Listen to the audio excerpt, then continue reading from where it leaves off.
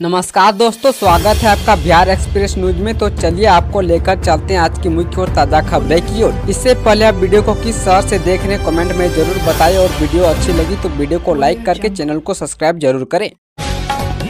भागलपुर के नवगछिया में रोज गहरा रहा कटाव का खतरा, घरों को खाली कर पलायन कर रहे लोग। भागलपुर जिला के नवगछिया अनुमंडल के गोपालपुर में रिंग बांध ध्वस्त होने के बाद लोगों की मुश्किलें बढ़ी हुई है। मंगलवार को इस्लामपुर बिंदटोली तटबंध के स्पर संख्या 8 के पास गंगा नदी के पानी के दबाव के कारण बांध ध्वस्त हुआ तो गंगा का पानी कई गाँवों में फैल गया। वहीं बांध कटने से पिछले कुछ दिनों से तबाही मची हुई है। इधर प्रशासन की तैयारियों के बीच लोगों की मुश्किलें और बढ़ती दिख रही है और लोग अपने घरों को खाली करने में जुट गए हैं। फिलहाल प्रशासन की टीम मौके पर पहुंची और युद्ध स्तर पर बचाव कार्य शुरू किया है। भागलपुर की अदालत ने सालिस से जुड़े विवाद में जीजा को दिया अनोखा टास्क। भागलपुर में 17 साल पुराने एक मामले में कोर्ट ने सुनवाई की है। इस मामले में जज का दिया गया फैसला चर्चे में है। दरअसल 17 साल पहले का यह मामला था जिसमें जीजा पर साली को भगाकर ले जाने के मामले में केस दर्ज हुआ था। एडीजे 16 की अदालत ने सुनवाई के दौरान बिल्कुल अलग तरह का फैसला सुनाया। इसमें आरोपी जीजा को 25 पौधे लगाने का फरमान जारी किया गया। साथ ही स्थानीय थाना से इसको लेकर एक सर्टिफिकेट निर्गत कराकर अदालत में जमा करने का भी निर्देश दिया गया है।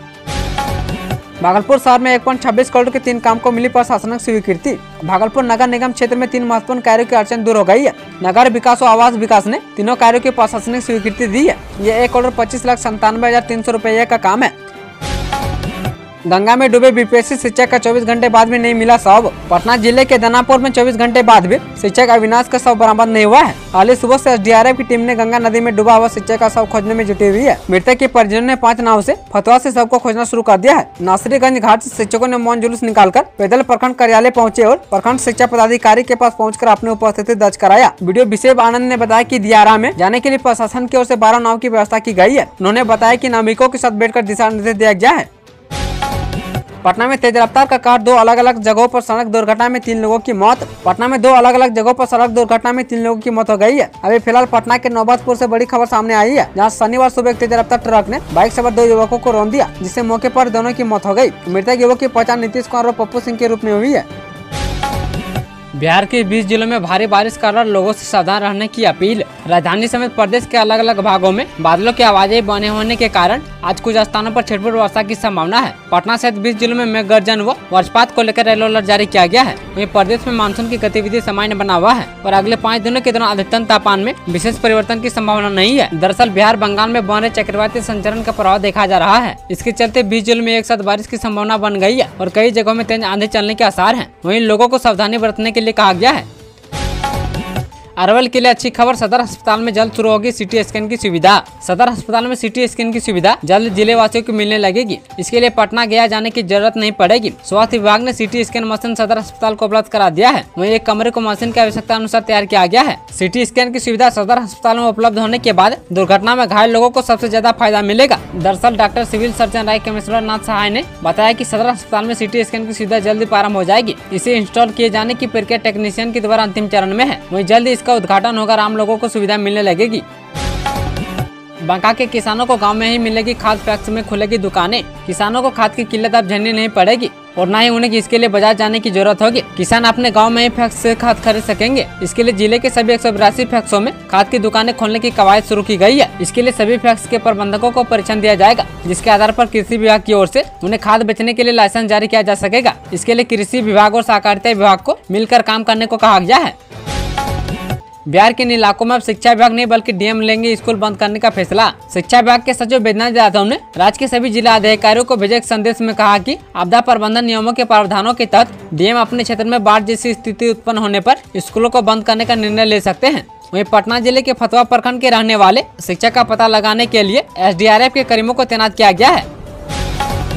बिहार की सभी सीटों पर चुनाव लड़ेगी जनसुराज। प्रशांत किशोर बोले 40 सीटों पर उतारेंगे महिला उम्मीदवार। जनसुराज पथ यात्रा के सूत्रधार और चुनावी राजनीतिकार प्रशांत किशोर ने पटना के बापू सभागार में जनसुराज से जुड़ी महिलाओं की राज्य स्तरीय बैठक में बड़ा ऐलान किया। उन्होंने कहा कि जनसुराज पार्टी बिहार की सभी 243 विधानसभा सीटों पर चुनाव लड़ेगी, जिसमें से कम 40 सीटों पर महिला उम्मीदवार उतारी जाएंगे। इतना नहीं बल्कि 2030 में जो चुनाव होंगे उसमें महिलाओं की संख्या और बढ़ाई जाएगी। बता दें कि 2 अक्टूबर को जनसुराज पार्टी के गठन का ऐलान किया जाना है। बिहार में शिक्षक और छात्रों के लिए चलेगी सरकारी नाव, खर्च उठाने को शिक्षा विभाग तैयार। बिहार में अब दियारा और बाढ़ग्रस्त इलाकों में शिक्षकों और छात्रों को स्कूल आने जाने के लिए सरकारी नाव की व्यवस्था होगी। शिक्षा विभाग ने शनिवार को दिए गए एक अहम निर्देश में सभी डीएम को कहा है कि स्कूलों में कार्यरत शिक्षक और छात्रों को स्कूल आने जाने के लिए जहां नाव का इस्तेमाल करना पड़ रहा है वहां सरकारी नाव की व्यवस्था की जाए। वहीं शिक्षा विभाग ने माना है कि नाव समय पर नहीं मिलने की स्थिति में शिक्षकों और छात्रों को अनेक प्रकार की कठिनाइयां हो रही है। उक्त परेशानियों को देखते हुए इनके स्कूल आगमन के लिए शिक्षा विभाग ने जिला अधिकारियों को दिशा निर्देश जारी किया है। चिराग पासवान को फिर से एलजीपीआर की कमान, झारखंड में 28 सीटों पर चुनाव लड़ने का दावा। केंद्रीय मंत्री और हाजीपुर से सांसद चिराग पासवान को फिर से लोक जनशक्ति पार्टी का अध्यक्ष चुना गया। झारखंड की राजधानी रांची में आयोजित राष्ट्रीय कार्यकारिणी की बैठक में चिराग पासवान को 5 साल के लिए पार्टी का अध्यक्ष चुना गया। चिराग ने कहा कि पार्टी के सभी देवतुल्य कार्यकर्ताओं एवं पदाधिकारियों को हृदय से आभार प्रकट करता हूं। साथ ही विश्वास दिलाऊं कि पद्म भूषण श्रीदेव रामविलास पासवान जी के सपनों की पार्टी बनाने के लिए प्रतिबद्ध रहूंगा। चिराग पासवान ने कहा कि आने वाले समय में लोजपा रामविलास झारखंड में कई कार्यक्रम आयोजित करेगी। उन्होंने कहा कि इस बार झारखंड में एनडीए की सरकार बनेगी। चिराग पासवान की पार्टी लोजपा ने झारखंड में विधानसभा चुनाव से पहले 28 सीटों पर दावा किया है। इससे पहले नीतीश कुमार की जेडीयू ने भी 11 सीटों पर चुनाव लड़ने की बात कही है। 500 अंकों की परीक्षा में छात्र को दिए गए 995 अंक, महसूर यूनिवर्सिटी में गजब खेल। बिहार में शिक्षा व्यवस्था को लेकर कई तरह की बातें सामने आती रही है। अब राज्य के एक चर्चित विश्वविद्यालय में ऐसा कारनामा हुआ कि जिसे सुनकर आप दंग रह जाएंगे। दरअसल यहाँ एक छात्र को कुल 500 अंकों की परीक्षा में 955 अंक आए हैं। छात्र के रिजल्ट की कॉपी को सोशल मीडिया पर शेयर किया गया, जिसके बाद से लोग इस पर रिपोर्ट को देखकर हैरान है। पूरा मामला छपरा स्थित जयप्रकाश नारायण विश्वविद्यालय का है।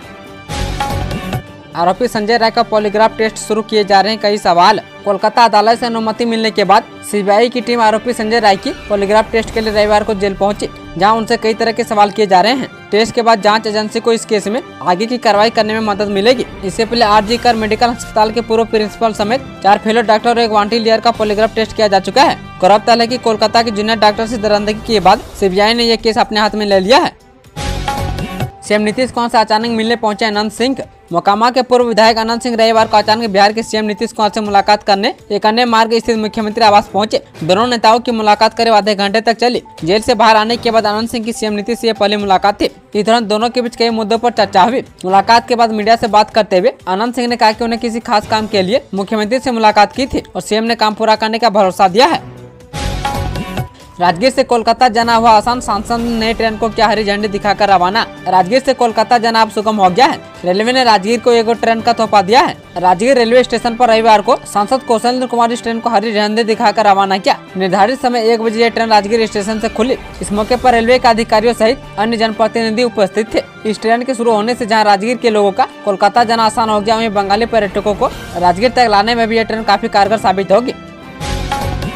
पश्चिम चंपारण में पुलिस ने किया शराब तस्कर का भंडाफोड़। बिहार के पश्चिम चंपारण में पुलिस ने गुप्त सूचना के आधार पर शराब तस्कर को धर दबोचा और भारी मात्रा में शराब बरामद किया है, जिसके बाद शराब तस्कर को गिरफ्तार कर जेल भेज दिया गया है, जिससे पुलिस पूछताछ में जुट गई है। गिरफ्तार युवक की पहचान नील यादव नरकटियागंज थाना क्षेत्र के सीतापुर बलिया गाँव निवासी के रूप में हुई है। इस मामले की जानकारी देते हुए रामनगर के थाना अध्यक्ष ललन कुमार ने बताया कि विभिन्न प्रकार के निर्मित अंग्रेजी शराब के साथ तस्कर को गिरफ्तार कर न्यायिक हिरासत में जेल भेज दिया गया है। थाना अध्यक्ष ने बताया कि भारी मात्रा में 98 लीटर अंग्रेजी शराब बरामद किया गया है। साथ ही उन्होंने यह भी बताया कि गिरफ्तार युवक के बताए गए निशानदेही पर और जगह पर छापेमारी की जा रही है।